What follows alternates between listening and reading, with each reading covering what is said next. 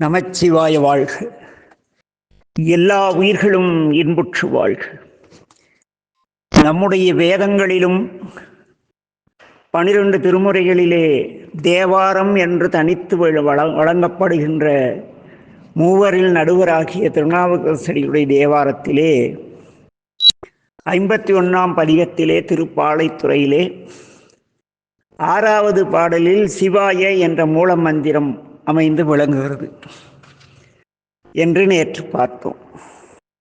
நம என்றால் என்ன என்று பார்த்தோம், சிவ என்றால் என்னவென்று பார்த்தோம், யா என்றால் என்னவென்று பார்த்தோம். ஆனால் திருமூலர் காலத்திலிருந்து இந்த சிவ என்ற வார்த்தை மிக சிறப்பாக பேசப்படுகிறது. சிவ என்ற வார்த்தை எவ்வாறு ஏற்பட்டது? இதற்கு ஒரு விளக்கம் வேண்டும் அல்லவா? சிவ என்ற வார்த்தைக்கு அப்படி என்ன சிறப்பு? சிவ என்பது எவ்வாறு உண்டாயிற்று? சிவ என்ற வார்த்தை எப்படி ஏற்பட்டது? சிவ என்ற எழுத்தை 3ஆக பிரிக்கலாம். ஈச் கூட்டல் ஈ கூட்டல் அ, அப்படித்தானே பிரியும். இதிலே இயங்கும் எழுத்து சகாரமும் விகாரமும் இருக்கிறது. ஈ என்ற எழுத்தும் இயங்கும் எழுத்து என்று 2 இருக்கிறது. அது ச ஈ, இச் கூட்டல் ஈ இருக்கிறது அல்லவா? இச் கூட்டல் ஈ சி அல்லவா? இதிலே இந்த ச என்பதும் ஈ என்ற தமிழ் எழுத்தும் இந்த ஒரு சி என்ற எழுத்திலே அமைந்திருக்கிறது. இச் கூட்டல் ஈ கூட்டல் அ, சிவ என்று வருகிறது அல்லவா? இச் கூட்டல் ஈ கூட்டல் அ. இதிலே சா என்பது சரண் என்கின்ற புகலிடத்தை குறிக்கக்கூடியதாக அமைகிறது. ஈ என்ற எழுத்து இவன் என்பதை குறிப்பிடுகிறது. இதன் பொருள் என்னவெனில், சிவனிடம் நீ சரணடைய வேண்டும் என்பதாகும். சிவ என்றால் இவனிடம் நீ சரணடை என்று பொருள். ஆக இந்த சிவசிவ என்றால் சரணடைந்தேன் உன்னிடம், சிவ என்றால் சரணடைந்தேன், சிவசிவ என்றால் சரணடைந்தேன் சரணடைந்தேன்.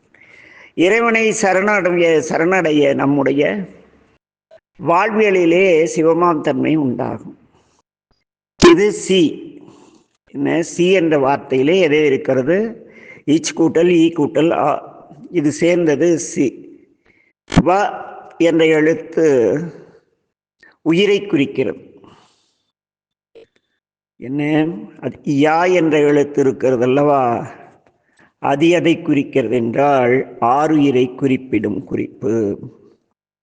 மலமாயை கடந்த ஒரு பரம்பொருளுக்கு மலம் மாயைகளை கடந்த ஒரு பொருளுக்கு ய என்று பெயர். யா என்ற தமிழ் எழுத்து இருக்கிறது அல்லவா?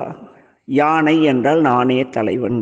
யா என்றால் தலைவன், யானை என்றால் நானே தலைவன், யானே தலைவன். அப்படி ஆக இங்கே சி என்ற எழுத்திலே நீ சரணை வேண்டும் என்பதற்காக சா என்ற எழுத்தும், இவனிடம் சரணடைய வேண்டும் என்பதற்கு ஈ என்ற எழுத்தும் இருக்கின்றன. இந்த இவனிடம் நீ சரணடைய வேண்டும் என்பதை இந்த சிவ குறிக்கிறது. யா என்பது ஆறுயிரை குறிப்பிடும் குறிப்பு. வா என்பது உயிரை குறிக்கிறது. ந என்பது மறையாற்றலை குறிக்கிறது. ம என்பது மல மாயைகளை குறிக்கிறது. உயிர்கள் இறைவனை சரணடைந்தால் எல்லா துன்பங்களும் நீங்கி அவன் அருளை பெறலாம் என்பதே இந்த சிவாய என்பதற்குரிய அர்த்தம்.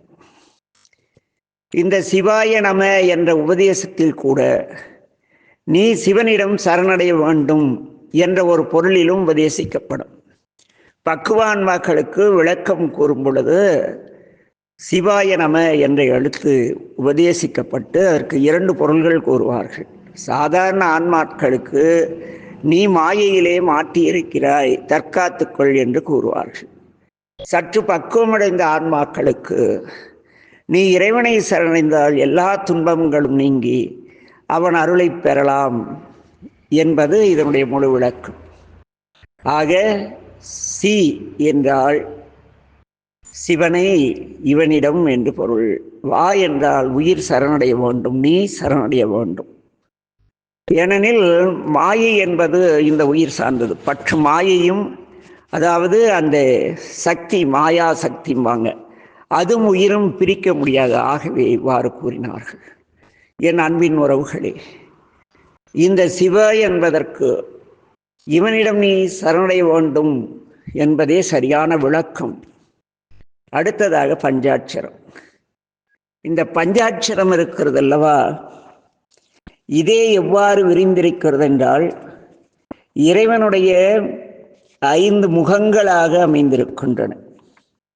ஈசானம், தத்புருஷம், அகோரம், வாமதேவம், சத்யோஜாதம் என்னும் பஞ்ச முகங்களாக அமைந்து அந்த 5 முகங்களுக்கும் உயிராக எது இருக்கிறது என்றால் பஞ்சாட்சரம், நமசிவாய. ஆக பஞ்சாட்சர மந்திரங்களாகிய ஈசானம், தத்புருஷம், அகோரம், வாமதேவம், சத்யோஜாதம் என்னும் பஞ்சபிரம்ம மந்திரங்களாகிய இவை ஒவ்வொன்றும் 25ஆக 125 பஞ்சாட்சர மந்திரங்களாக விரிந்துள்ளன. பஞ்சாட்சரம் என்பது சிவாய நமசிவாய மட்டும் கிடையாது. ஒவ்வொரு முகத்திற்கும் 5 பஞ்சாட்சரம். அவ்விதமாக 5 முகத்திற்கு மன்னிக்கவும், ஒவ்வொரு முகத்திற்கும் 25 பஞ்சாட்சரம் இருக்கிறது. ஆக 5 முகங்களுக்கு 125 பஞ்சாட்சர மந்திரங்களாக இவை விரிந்துள்ளன. இந்த விரிவெல்லாம் ருத்ரயாமலம், ஆம்நாயம் முதல நூல்களிலே விளக்கப்பட்டுள்ளன. இந்த நூல்கள் என்னவெனில், இந்த ருத்ரயாமலம், ஆம்நாயம் என்பது நந்தியம்பெருமான் அகத்திய மகாரிஷிக்கு அருளிய அந்த நூல்களாகும். இதிலே ஈசானம், தத்புருஷம், அகோரம், வாமதேவம், சத்யோஜாதம் என்ற இந்த 5ம் இறைவனுடைய திருமுகமாகும். ஒவ்வொரு திருமுகத்திலும் 5 எழுத்துக்களாக தோன்றி மொத்தம் 25ஆக 125 பஞ்சாட்சர மந்திரங்கள் உள்ளன. இந்த 5 எழுத்து ஸ்தூலம், சூட்சுமம், காரணம், மகா காரணம், முக்தி என 5 வகையாக உள்ளது. 5 எழுத்து எத்தனை வகையாக இருக்கிறது? ஸ்தூலம், சூட்சுமம், காரணம், மகா காரணம், முக்தி என பிரிக்கப்பட்டு வழங்கப்படுகிறது. 5 வகையாக இந்த மந்திரம் இருக்கிறது. இதிலே ந என்ற எழுத்தை முதலாக வைத்து வழங்குவது திருமறை வகுப்பு. மறைகள் இருக்கின்றல்லவா, 4 வேதங்கள், நம்முடைய நாவுக்கரசர் தேவாரம் முதலியவை. மூவர் முதலிகளும் நமச்சிவாய் என்றுதான் பேசுவார்கள். ஆக இந்த மறைகளின் வழக்கு என்னவெனில் நமச்சிவாய என்று கூறுவது. ஆகம வழியிலே கூறுவது சிவாய நம என்பது. அறிவாள் சிவனே என போற்ற பெற்ற மாணிக்க வாசகர் தன்னுடைய சிவபுராணத்திலே மறைவழி நின்று நமச்சிவாய வாழ்க என்று தொடங்கியவர் என்ன யானேயோ தவம் செய்தேன் சிவாய எனப் பெற்றேன் என்று முடிப்பது கவனிக்கத்தக்கது. ஏனெனில் நகாரம் வேத வழக்கு, சிகாரம் ஆகம வழக்கு. மேலும் 8 எழுத்து 12 எழுத்து மந்திரங்கள் பிரணவத்துடன் ஓதப்படுகின்றன. இந்த பஞ்சாட்சரம் இருக்கிறது அல்லவா, இந்த பஞ்சாட்சரமே 6 எழுத்து, 5 எழுத்து, 6 எழுத்து, 8 எழுத்து, 12 எழுத்து என பிரணவத்துடன் சேர்ந்து ஓதப்படும். இந்த பஞ்சாட்சரமும் சடாட்சரமும் பிரணவமின்றி ஓதப்படும். இப்போ நாராயணனுடைய திருநாமம் அதுவும் பஞ்சாட்சரத்தில் தான் வரும், அதில் ஓம் சேர்ந்து வரும். அதே போல அம்பிகைக்குரிய 12 மந்திரம் வரும், அதுவும் ஓம் சேர்த்துத்தான் வழங்கப்படும். ஆனால் இந்த நமச்சிவாய என்ற மந்திரமும் சடாட்சரமாகிய சரவண பவ என்பதும் ஓம் என்ற எழுத்து பிரணவமின்றி ஓதப்படுகின்றது. அதற்கு காரணம் தெரியுமா? இந்த மந்திரத்திற்கும் பிரணவ மந்திரமாகிய ஓமிற்கும் வேற்றுமை கிடையாது. ஆகவே 5 எழுத்தை தாரகம் என்பார்கள். என்னம்பாங்க? தாரகம். இது சற்று தெரிந்து கொள்வதற்கான பதிவை தவிர என்ன இருக்கிறது இந்த சைவத்திலே, பஞ்சாட்சரத்திலே எத்தனை இருக்கின்றன, இந்த சைவத்திற்கு ஏன் பஞ்சாட்சரம் வந்தது, ஏன் சடாட்சரம் வர வேண்டவில்லை, ஏன் அந்த ஓம் நமச்சிவாய வரவில்லை, ஓம் சிவாய நம வரவில்லை, ஏன் 5 எழுத்தாக நின்றது? இங்கே ஒரு அற்புதமான செய்தி இருக்கிறது. சைவத்தில் மட்டும் 5 அளப்பெரும் நிறைய பொருள்கள் இருக்கின்றன. பஞ்சாட்சர எழுத்துக்கள் குறிப்பிடக்கூடிய பொருள்கள் பார்த்தீங்கன்னா அதிசயமானவை. பஞ்சபூதங்கள், பஞ்சாட்சர வடிவு. நம்முடைய நடராஜ திருமேனியில் பஞ்சாட்சரம் இருக்கும் இல்லையா? அந்த பஞ்சபூதங்கள், அந்த சிவபெருமான் உருவாக்கிய பஞ்சபூதங்கள் ஆகாயம், காற்று, அக்னி, தீ, நீர்மண். ஆகாயம், வாயு, அக்னி, நீர், மண் என்று 5 பூதங்கள். அடுத்ததாக பஞ்ச தன்மாத்திரைகள் இருக்கின்றன. அவை என்னவெனில் சப்தம், ஸ்பரிசம், ரூபம், ரசம், கந்தம் என்பவை. ஆக இங்கு முறை 5 வந்து விட்டதா? அடுத்தது 5 கண்மேந்திரியங்கள் இருக்கின்றன. சித்தாந்தத்திலே நாம் படித்திருப்போம் கண்மேந்திரியங்கள். இந்த பஞ்ச கண்மேந்திரியங்கள் பார்த்தீர்கள் வாக்கு, சப்தம், கை, கால், உபஸ்தம் என்பன. பஞ்ச கண்மேந்திரியங்கள்னா வாக்கு, சப்தம், கை, கால், உபஸ்தம் என்பவை. இந்த உபஸ்தம் என்பது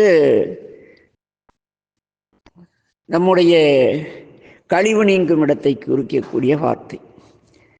இந்த கழிவை நீக்கக்கூடிய வார்த்தை. கை கால் எல்லாம் ஒரு கருவி போல, அது உடம்பில் உள்ள கழிவுகளை வெளியேற்றக்கூடிய ஒரு கருவி. இந்த பஞ்ச ஞானேந்திரியங்கள் என்று இருக்கின்றன. இருக்குதானே? சித்தாந்தம் படிச்சவங்களுக்கு தெரியுமில்ல? அது என்ன ஞானேந்திரியங்கள்? ஞானத்தை அடைவதற்காக, நாம் பக்குவப்படுவதற்காக 5 வம்பு பிடித்த ஆட்களை சாமி நம்மோட அனுப்பிச்சிருக்கார். யாரதுங்கிறீங்களா? கண்ணு பார்க்கும், அது ஏதாவது பேசுதான்னு காது கேட்கும், ஏதாவது வாசனை வருதான்னு மூக்கு நுகரும், நுகர்ந்தது ஆகாங்கும் வாய், மெய் அடிமையாயிடும். அங்கே அப்புறம் அடிப்பட்டு உதப்பத்து ஞானம் வரும்னு வச்சிங்களே.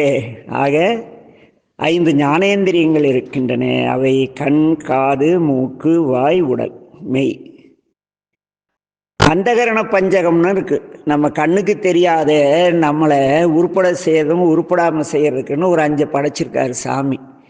அந்த 5 உபயோகிக்கிறத வச்சு தான் நான் உருப்படுதுன்னு நாசமாக போகிறதும் வரும். என்ன புத்தி, அன்னைக்கே புத்தியில் பட்டுதுப்பா, அன்னைக்கே அதை செஞ்சிருக்கலாம் அப்படிமா கெட்ட பிறகு. அப்புறம் அகங்காரம், இது வந்தாவே சாத்திடும். இந்த சித்தம், இது முழுமையாக பட்டினா சிவனை கூட தரிசனம் பண்ணிடலாம். மனம், இது உண்மையாக வஞ்சனை இல்லாத இருக்குன்னா சிவருமானை பார்த்துடலாம். உள்ளம், இது தூய்மையாக இருக்க வேண்டும். ஆக இந்த அந்தக்கரண பஞ்சகம் என்பது புத்தி, அகங்காரம், சித்தம், மனம், உள்ளம் முதலியவை. ஆக எத்தனை நமச்சிவாயத்தை சார்ந்து எத்தனை இருக்கின்றன? பஞ்சபூதங்கள் இருக்கின்றன, பஞ்ச தன்மாத்திரைகள் இருக்கின்றன, பஞ்ச கர்மேந்திரியங்கள் இருக்கின்றன, பஞ்ச ஞானேந்திரியங்கள் இருக்கின்றன. அந்தகரண பஞ்சகம் 5 இருக்கிறது. அடுத்து 5 கலைகள் இருக்கின்றன. நீங்கள் ஆலயத்திலே கும்பாபிஷேக நேரத்திலே இவையெல்லாம் செய்வார்கள். வீட்டில் ஆன்மார்த்த பூஜையிலும் இவையெல்லாம் செய்வோம். இந்த பஞ்சகலைகள் என்னவெனில் நிவர்த்தி, பிரதிஷ்டை, வித்தை, சாந்தி, சாந்தியாதீதம் என்பவை. என்ன, இது நீங்கள் தெரிந்து கொள்ளத்தானே தவிர விளக்கி பொருள் கூறினால் பல ஆண்டுகள் கடந்துவிடும் ஒரு பதிவிலேயே. ஆக பஞ்ச கலைகள் இருக்கின்றன இறைவனால் உருவாக்கப்பட்டவை. அவை நிவர்த்தி, பிரதிஷ்டை, வித்தை, சாந்தி, சாந்தியாதீதம் என்பவை. அடுத்து பஞ்ச சதாக்கியம் இருக்கிறது. அது என்ன? 5 சதாக்கியம். சதாக்கியம்னா என்ன? என்ன? இதுதான் எல்லாத்தையும் செய்விக்கக்கூடிய பொருள். என்ன, நம்மளை இயக்குது இல்லையா? இந்த இயக்கிறது இந்த 5 தான். அது என்னன்னா கண்மம், கர்த்ரு, மூர்த்தி, அமூர்த்தி, சிவம் என்பன. கண்மம் என்பது கண்ம மலங்களாக விரிந்திருக்கிறது. கர்த்ரு என்பது நம்முடைய செயல்பாட்டை தூண்டக்கூடியதை குறிக்கக்கூடியது. மூர்த்தி என்பது திருமேனி தாங்கிய உருவம். அமூர்த்தி என்பது திருமேனி தெரியாமலே நம் இதயத்துள் நின்று கொண்டு நம்மை நோட்டமிடும் அந்த மூர்த்தி. 6வதாக சிவம், மன்னிக்கும் 5வதாக சிவம்.